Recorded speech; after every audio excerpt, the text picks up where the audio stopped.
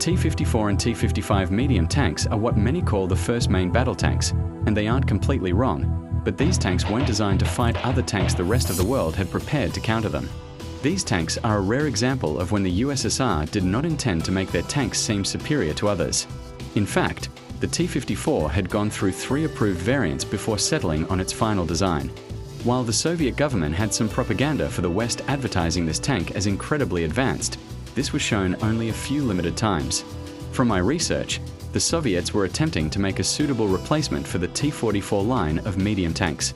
The very first suggestion of the T-54 had a turret shape similar to that of the IS-4M heavy tank.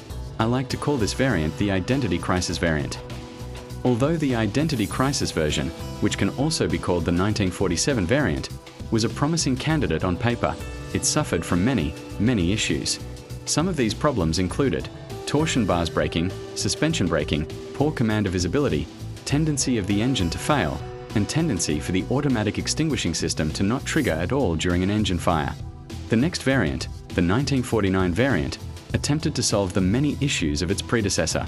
The turret, instead of being weirdly mangled in appearance, was rounded off at the front, eliminating the shot trap that its older brother possessed. But this variant's turret was incredibly weight biased towards the front, making traverse of the turret near impossible on hills. But the 1949 version did iron out some of the major issues its brother had. Most, in fact, were fixed, but not all.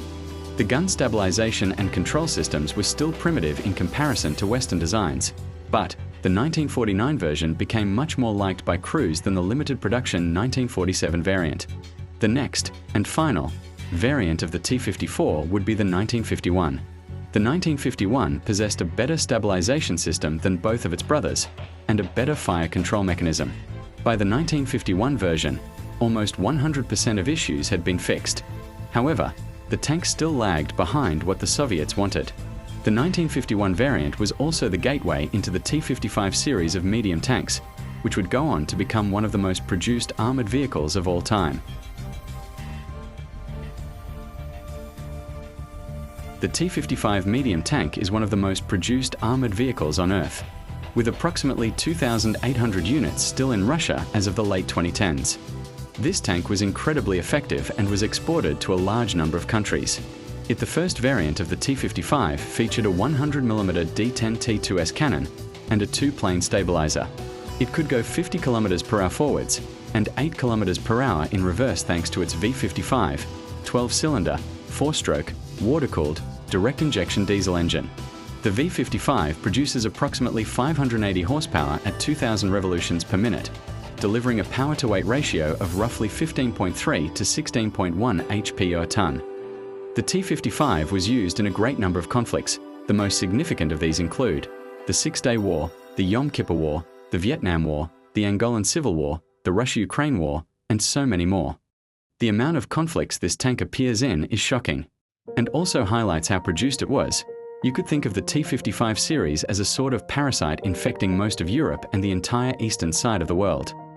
Now, I've made this tank seem like a beautiful, no flaws, overall perfect tank. But it was far from that. During the Gulf War, US crews observed that the T-55 would blow up, or even worse, brew up whenever it was hit. This was because while it was a great vehicle, it had poor ammunition and fuel placement, causing them to blow up violently when hit. The reason for the ammunition and fuel placement was due to design constraints. The T-55 was designed to maintain a low profile and be agile, somewhat like how a large cat would preform while hunting prey. Due to this demand from the doctrine of the USSR at the time, ammunition was placed at the rear and sides of the turret and in the rear and sides of the hull. The fuel tanks were placed to the left of the driver and in front of the engine. Sadly, as is the case with most Soviet tanks, just about any shot to the hull or turret would be enough to set the entire thing up in flames very violently.